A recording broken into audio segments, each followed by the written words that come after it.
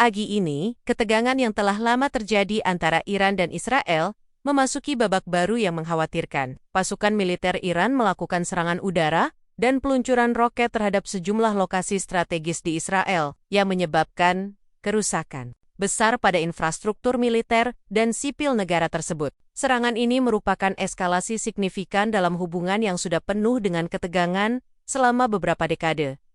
Serangan ini dimulai pada pukul 6 pagi, waktu setempat, ketika sejumlah roket diluncurkan dari wilayah Iran dan menghantam beberapa target di wilayah utara Israel, termasuk instalasi militer dan pusat-pusat komunikasi. Di samping itu, pesawat-pesawat tempur Iran juga dilaporkan melakukan serangan udara yang menghancurkan fasilitas militer penting di kawasan tersebut. Meskipun belum ada konfirmasi resmi dari pihak Israel mengenai jumlah korban, sumber-sumber dari militer Israel melaporkan adanya kerusakan signifikan pada sistem pertahanan dan komunikasi mereka. Pemerintah Iran yang memegang kendali atas operasi militer ini menyatakan bahwa serangan tersebut adalah bentuk balasan terhadap apa yang mereka anggap sebagai agresi berkelanjutan dari Israel terhadap warga Palestina di Gaza dan wilayah lainnya. Kami tidak akan tinggal diam terhadap tindakan Israel yang melanggar hak-hak rakyat Palestina. Serangan ini adalah langkah pertahanan yang sah untuk melawan penindasan yang dialami oleh Palestina selama bertahun-tahun, ujar juru bicara Kementerian Luar Negeri Iran dalam sebuah konferensi pers yang disiarkan langsung. Iran juga mengkritik kebijakan internasional yang dianggap tidak cukup memberikan tekanan terhadap Israel untuk menghentikan serangannya terhadap warga Palestina. Israel telah menunjukkan penghinaan terhadap hukum internasional dan resolusi PBB yang mendukung kemerdekaan Palestina. Ini adalah bentuk pembelaan atas hak asasi manusia, tambahnya.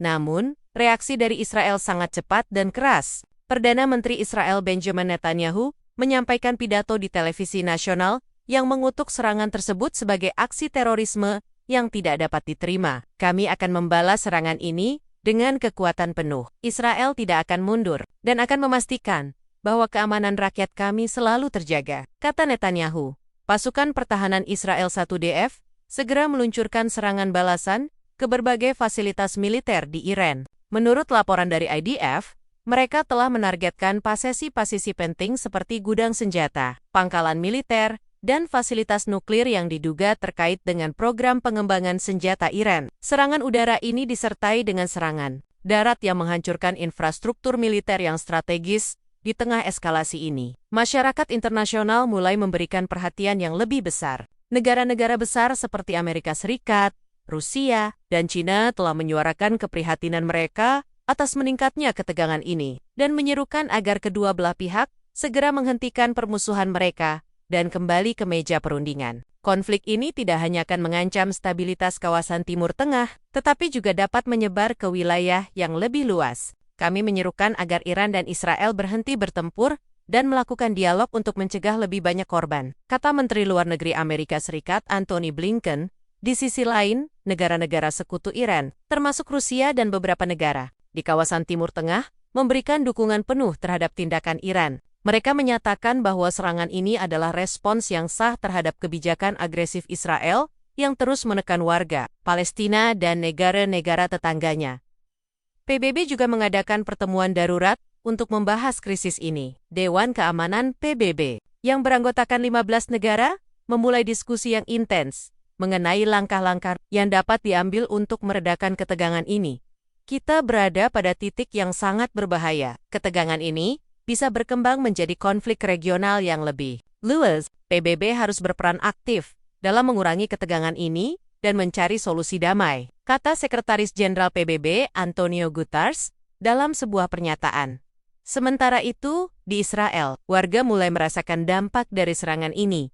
Di kota-kota besar seperti Tel Aviv dan Haifa, sirena peringatan berbunyi keras, dan penduduk diperingatkan untuk berlindung di tempat-tempat aman. Banyak warga yang panik dan berlarian mencari perlindungan setelah serangan pertama yang menghancurkan sejumlah bangunan di pusat kota. Pihak berwenang, Israel mengerahkan sistem pertahanan Iron Dome untuk menanggulangi serangan roket, meskipun beberapa roket berhasil menembus sistem pertahanan dan menyebabkan kerusakan. Video-video yang beredar di media sosial menunjukkan ledakan besar dan api yang membakar bangunan-bangunan di Tel Aviv dan Haifa, mengindikasikan besarnya kerusakan yang terjadi Ketegangan ini tentunya berdampak pada ekonomi global. Dengan harga minyak mentah yang melonjak tajam setelah serangan ini, pasar saham global juga mengalami penurunan. Dengan ketidakpastian yang terus meningkat, ekonom memperkirakan bahwa jika konflik ini berlanjut, dampaknya terhadap ekonomi global bisa sangat besar, terutama dalam sektor energi dan perdagangan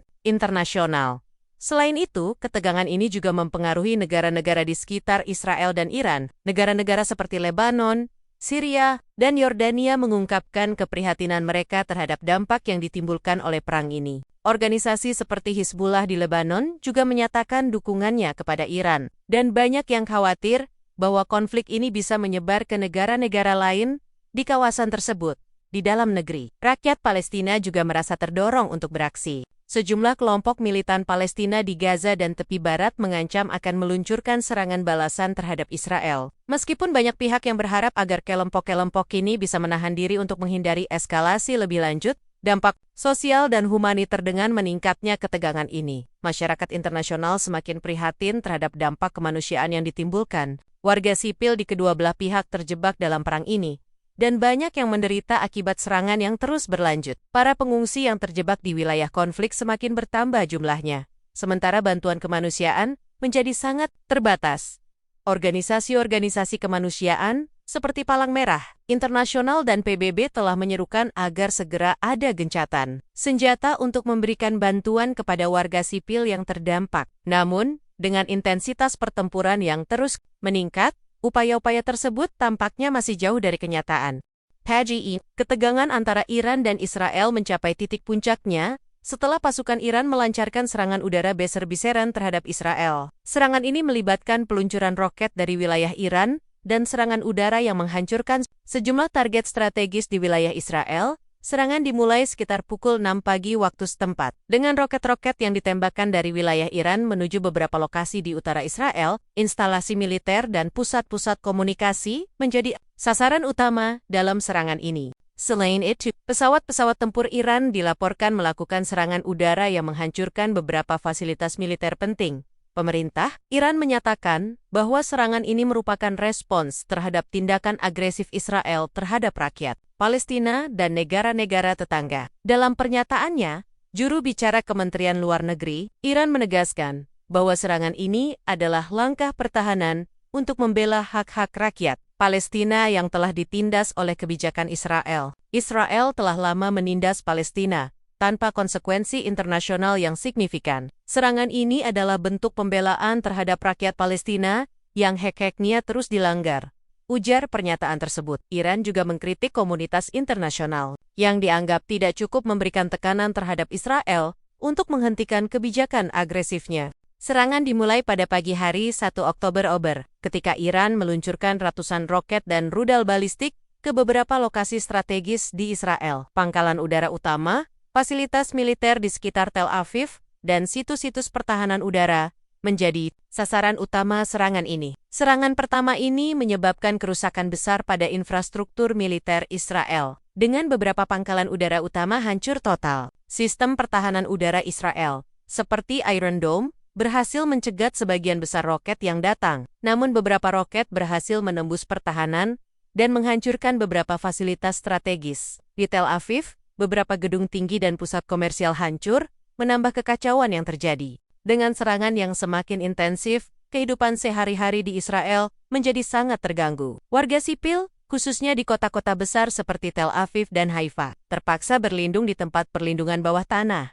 Sementara sejumlah besar warga Israel mengungsi untuk menghindari serangan lebih lanjut.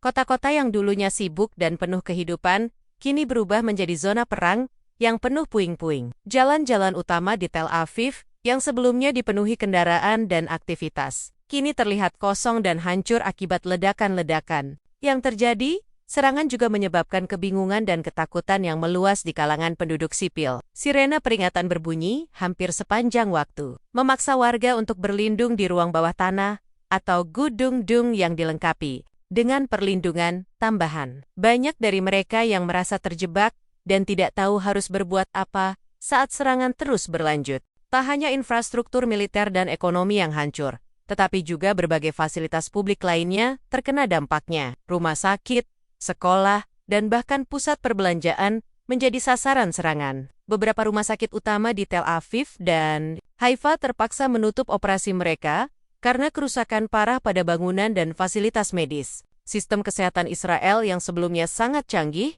kini berada dalam kondisi yang sangat tertekan. Banyak pasien yang tidak bisa mendapatkan perawatan karena kerusakan yang terjadi pada fasilitas medis. Seiring berjalannya waktu, banyak keluarga Israel yang kehilangan tempat tinggal akibat serangan tersebut. Puluhan ribu orang terpaksa mengungsi dari rumah mereka, mencari perlindungan di tempat-tempat yang lebih aman. Kamp-kamp pengungsi darurat dibangun dengan cepat di beberapa bagian Israel, namun kapasitasnya terbatas dan tidak dapat menampung jumlah pengungsi yang terus meningkat. Sebagian besar dari mereka harus berjuang untuk bertahan hidup, berjuang dengan keterbatasan pangan, air bersih, dan kebutuhan dasar lainnya. Serangan ini tidak hanya menimbulkan kerusakan fisik, tetapi juga menghancurkan aspek sosial dan psikologis masyarakat Israel. Ketakutan yang terus-menerus, kekurangan makanan, dan penghancuran infrastruktur sosial telah menciptakan tekanan besar.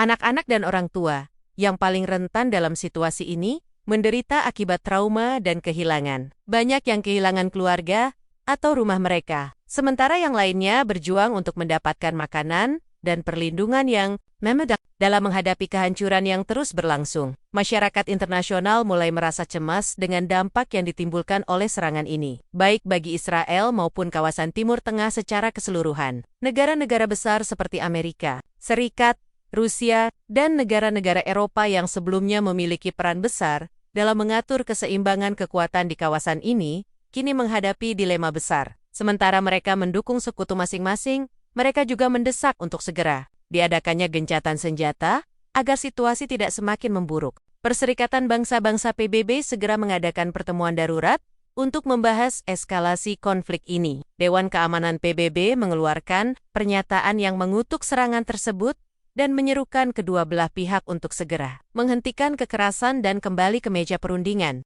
Namun, meskipun terdapat dorongan untuk diplomasi, kenyataannya sangat sulit untuk mewujudkan gencatan senjata. Iran dan Israel sama-sama mempertahankan posisi mereka, dengan Iran menegaskan bahwa mereka akan terus membela Palestina. Sementara, Israel merasa terancam dan tidak bisa mundur dari serangan yang telah dilancarkan. PBB, bersama dengan negara-negara lain, mencoba mengirimkan bantuan kemanusiaan ke wilayah yang terdampak. Meskipun serangan yang berlanjut membuat distribusi bantuan semakin sulit, kota-kota seperti Tel Aviv, Haifa, dan Beersheva, yang sebelumnya merupakan pusat kegiatan ekonomi dan sosial, kini berubah menjadi zona bencana yang penuh dengan puing-puing dan kehancuran. Selain kerusakan manusia dan infrastruktur, dampak lingkungan juga mulai terlihat. Pembakaran bahan bakar dari serangan udara, kebakaran yang terjadi di berbagai lokasi, dan ledakan yang menghancurkan beberapa fasilitas industri telah mencemari udara dan lingkungan sekitar. Di Tel Aviv dan Haifa, polusi udara meningkat tajam, menyebabkan masalah kesehatan bagi warga yang selamat dari serangan. Banyak dari mereka yang terpaksa mengungsi ke tempat-tempat yang lebih aman, meskipun tidak ada tempat yang sepenuhnya aman. Dari serangan lebih lanjut, di Gaza, yang telah menjadi pusat ketegangan selama bertahan-tahan, serangan-serangan ini juga mempengaruhi lingkungan, infrastruktur yang rusak, pembuangan limbah yang tidak terkelola, dan pencemaran air serta udara, meningkatkan risiko bencana lingkungan yang bisa berlanjut lama setelah pertempuran berakhir. Jika ketegangan ini terus berlanjut, potensi penyebaran konflik ke negara-negara tetangga semakin besar. Kelompok militan seperti Hizbullah di Lebanon, yang mendukung Iran dan Palestina, mungkin terlibat lebih aktif dalam pertempuran. Bahkan, negara-negara seperti Suriah, Irak, dan Yordania, yang memiliki populasi besar yang mendukung Palestina, mungkin terlibat langsung dalam konflik, memperburuk situasi regional yang sudah sangat tegang.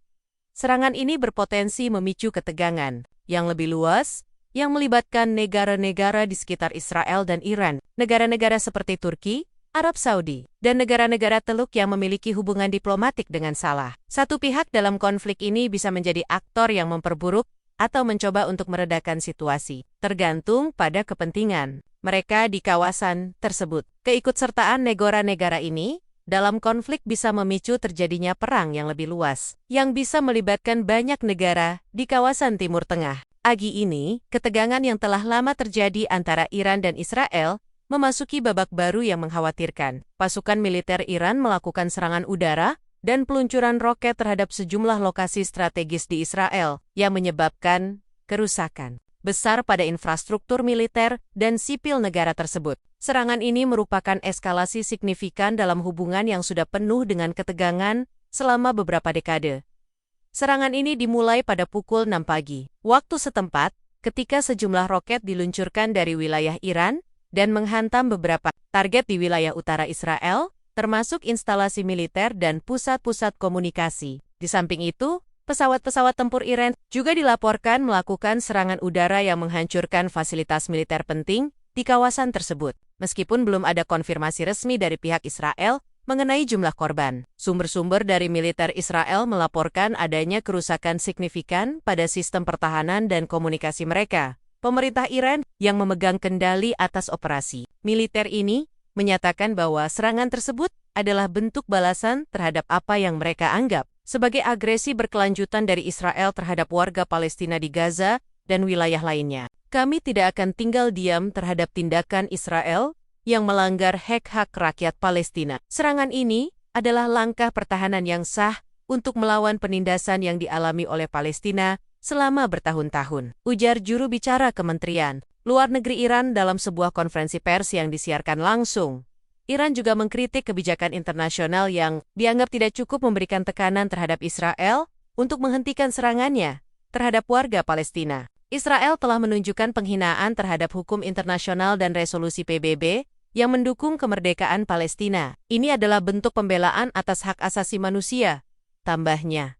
Namun, reaksi dari Israel sangat cepat dan keras. Perdana Menteri Israel Benjamin Netanyahu menyampaikan pidato di televisi nasional yang mengutuk serangan tersebut sebagai aksi terorisme yang tidak dapat diterima. Kami akan membalas serangan ini dengan kekuatan penuh. Israel tidak akan mundur dan akan memastikan bahwa keamanan rakyat kami selalu terjaga, kata Netanyahu.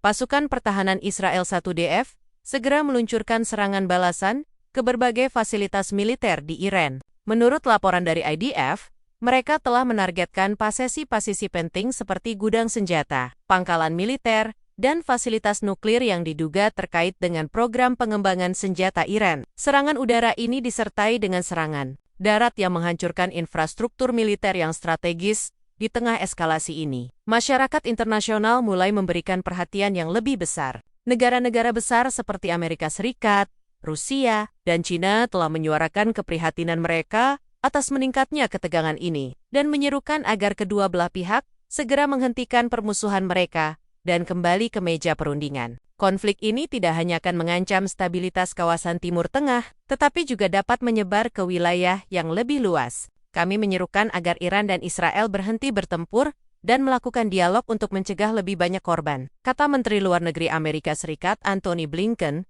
Di sisi lain, negara-negara sekutu Iran, termasuk Rusia dan beberapa negara di kawasan Timur Tengah, memberikan dukungan penuh terhadap tindakan Iran. Mereka menyatakan bahwa serangan ini adalah respons yang sah terhadap kebijakan agresif Israel yang terus menekan warga Palestina dan negara-negara tetangganya.